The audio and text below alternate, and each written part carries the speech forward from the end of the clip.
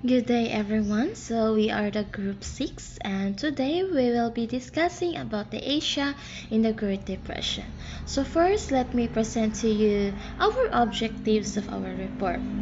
So here is our objectives. So first is to understand the causes of the Great Depression. The second is to analyze its economic, social, and political effects on Asia. And the third is to examine how different Asian countries responded to the crisis. So these objectives will guide us in understanding how Asia was affected and how it's responded during one of the most difficult times in our global history.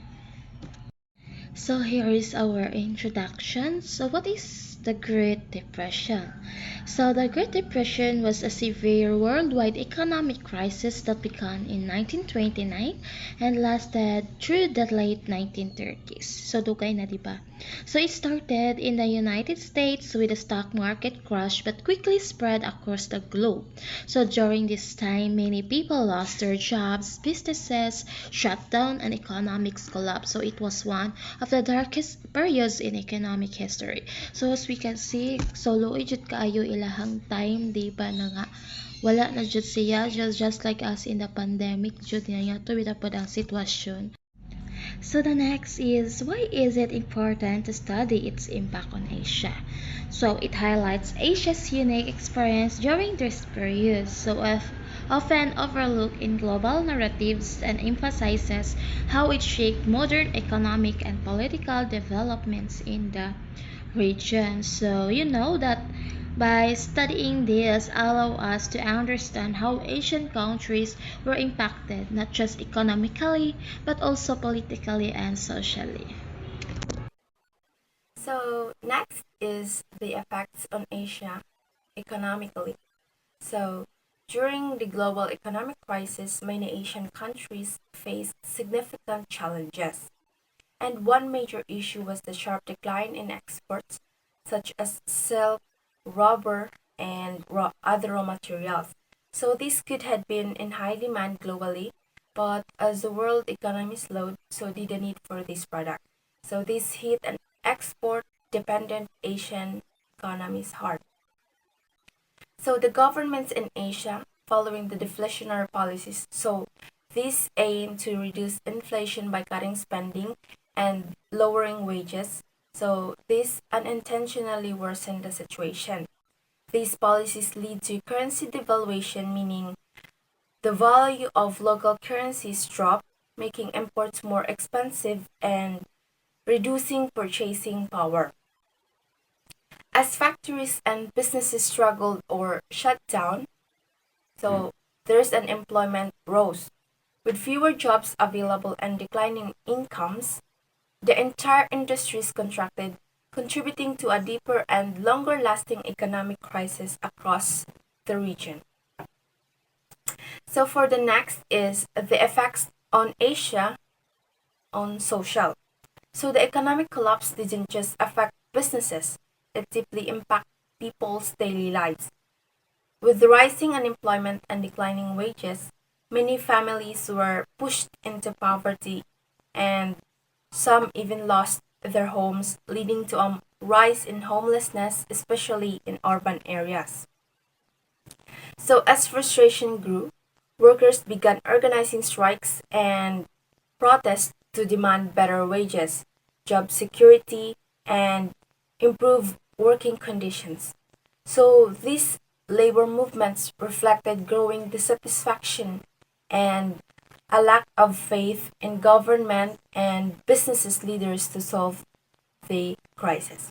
So in search for better opportunities, many people migrated both within their countries and to the other neighboring regions. So this movement of people disrupted local communities and placed pressure on already struggling areas and further highlighting the widespread social consequences of the economic downturn. Asia in the Great Depression in 1929 to 1939. The Great Depression, which began with the US stock market crash in 1929 had far-reaching global effects. The Asia has no exemption. While the impact would varied across the region, many Asian countries experienced economic hardship, social unrest, and political changes. Their economic impact, including the number one, is export collapse. Many Asian economies were heavily dependent on exports of raw materials like rubber, tin, rice, and silk. Two is the country of Japan suffered to severe economic downturn as silk exports collapsed. The government responded with aggressive monetary policies and increased military spending, would eventually which eventually helped stimulate the economy. And the economic crisis also contribute to the rise of militarism and expansionism in Japan. Now, third is China, and fragmented political control limited the national impact, but rural areas faced hardship due to falling agricultural prices and warlord conflict with civil war between the nationalists and communists overshadowed economic issues. Fourth is British India. Indian farmers were hit hard by the decline in agricultural export prices, eventually cotton and jutes.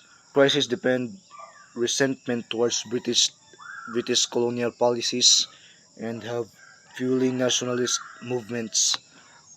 Fifth is Southeast Asia. So the Southeast Asia economic distress led to strikes and rural protests, some sometimes violently suppressed by colonial powers.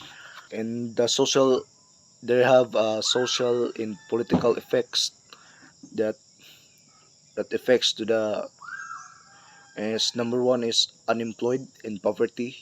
Second is rise of nationalism, and the third and last is we have militarism and authoritarianism.